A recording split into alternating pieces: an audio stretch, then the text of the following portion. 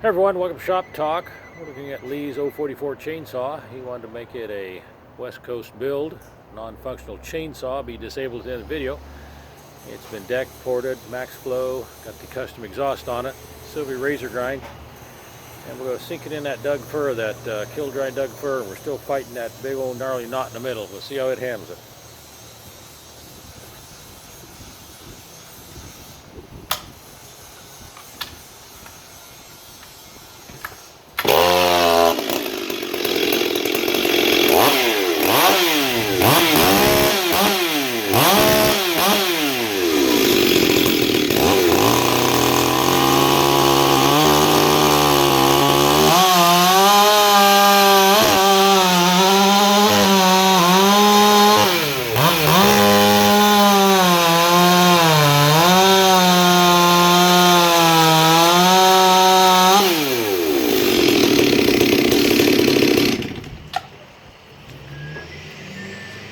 Got any questions on those West Coast builds?